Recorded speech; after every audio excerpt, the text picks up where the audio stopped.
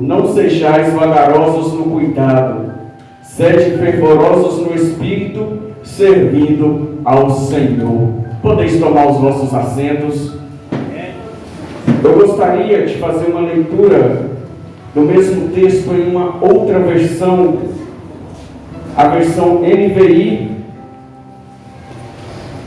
aonde diz: nunca lhes falte zelo, mas sede fervorosos no espírito, servindo ao Senhor.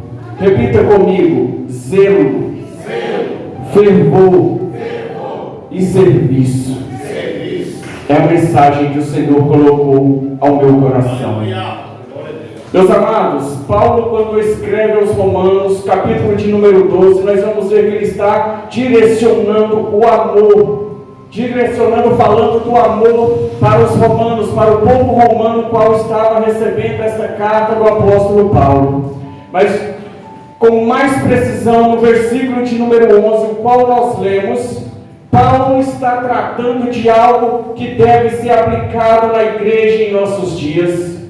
Nós vamos perceber dentro deste texto que Deus tem algo para conosco, e se nós guardar esta palavra que hoje no nosso coração, nós sairemos daqui diferente do que nós entramos. A nossa expectativa em Cristo será maior, a nossa perspectiva de vida espiritual será outra, porque há revelação da palavra para a igreja de Cristo dentro do texto ao qual nós lemos.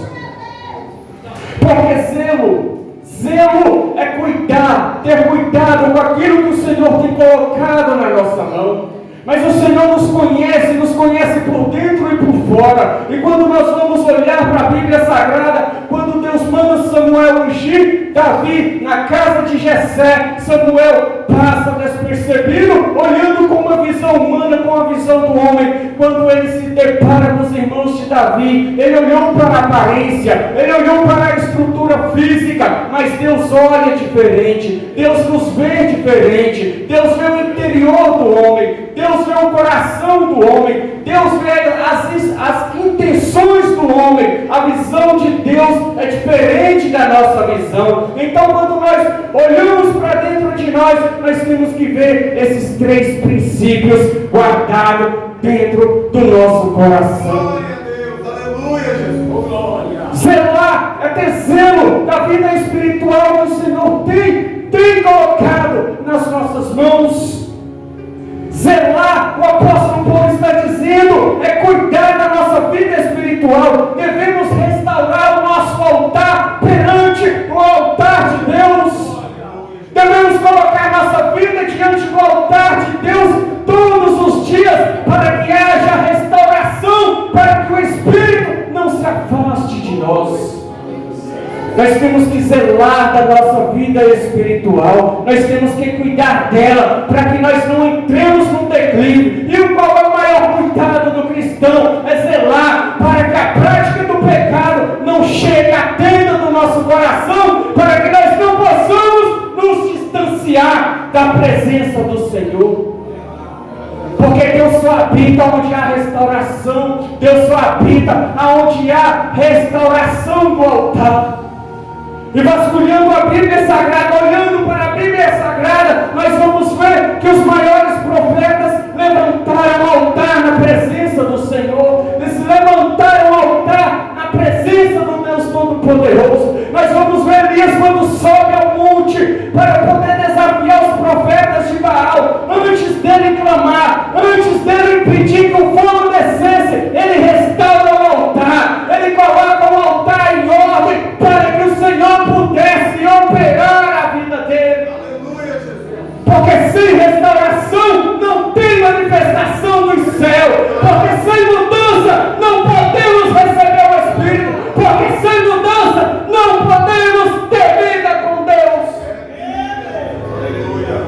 Nós temos que zelar para que o pecado não entre na tenda do nosso coração. Nós estamos vivendo uns dias que a teologia da prosperidade, a teologia da graça tem entrado na nossa igreja. O que era pecado não é mais, o que não podia fazer agora pode. Mas Deus não muda, Deus ainda é o mesmo, Deus ainda age da mesma maneira, mas só age se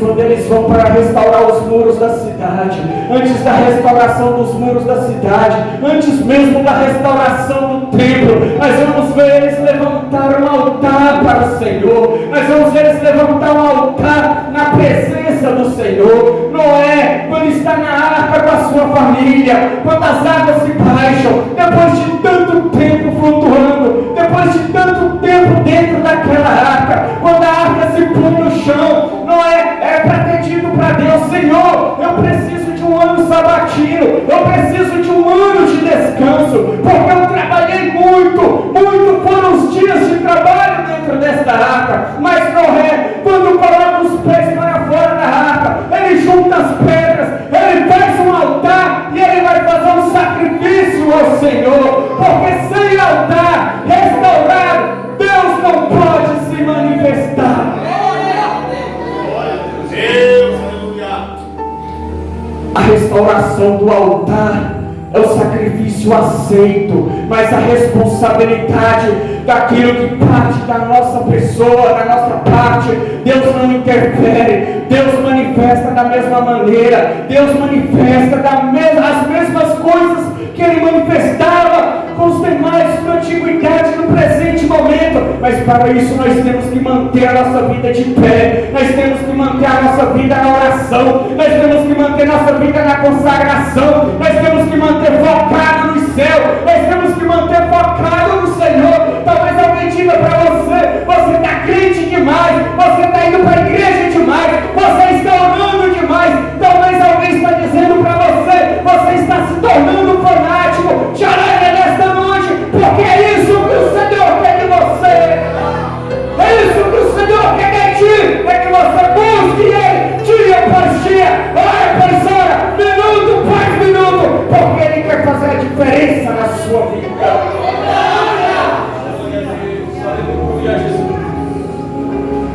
Outro dia eu estava conversando com uma amiga, ela estava lá na minha casa juntamente com a minha esposa, comigo, em um almoço, e ela disse: eu estive visitando uma grande denominação aqui em Brasília, e quando eu estava lá, no momento da palavra, o líder, o presidente da denominação, em determinado momento da mensagem disse: se você errou, se você pecou, apenas chega diante de Deus e diz: Senhor, foi mal, desculpa, Senhor, foi mal. Irmãos, a visão satânica está entrando dentro da igreja de uma forma tão poderosa que está cegando até os maiores líderes. Satanás, quando inverte na liderança, ele está invertindo porque ele sabe que pode derrubar toda a congregação, mas o sangue de Jesus tem guardado um povo como remanescente e que zela pela palavra do Senhor.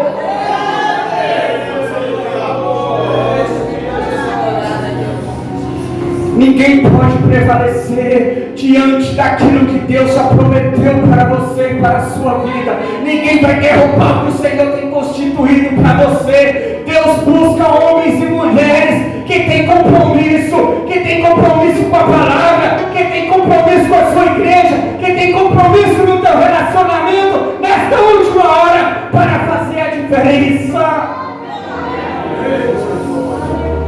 Sempre houve remanescente, sempre houve. Satanás sempre tentou parar os planos de Deus, ele sempre investiu para que os planos de Deus fossem frustrados. Eu me lembro de Elias, quando pensou que estava só dentro de Israel, aonde ele chega na presença do Senhor e diz: mata-me a mim também, porque já mataram todos os teus profetas, só restou a mim, Senhor, mata-me a mim também. E o Senhor diz para ele: não, Elias, ainda há outros profetas que não se prostraram a Baal, que não se dobraram a Baal, e existem ainda remanescentes contigo. Eu creio que nesta noite eu estou pregando para um povo que é remanescente, um povo que zela pela palavra, um povo que tem compromisso e que o Senhor quer usar de forma poderosa.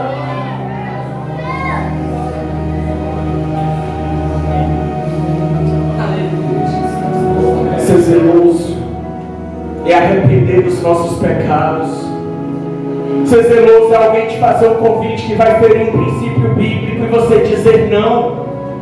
Ser zeloso é você estar no mundo, no meio das pessoas lá do lado de fora, e alguém te estender os convites, vamos para uma festa, vamos fazer tal prática, e você dizer não. Ser zeloso é quando você está em quatro paredes, apenas você e Deus, e o Senhor olha para dentro de você, e Ele consegue ver fidelidade. Ser zeloso é quando os olhos do Senhor param sobre a terra e Ele pensa, vou acabar, vou destruir, e Ele acha um homem que ainda o temia, Ele acha um homem que agradou seu coração como Noé. É você estar no meio da impureza e não se contaminar. Ser zeloso é você saber aonde você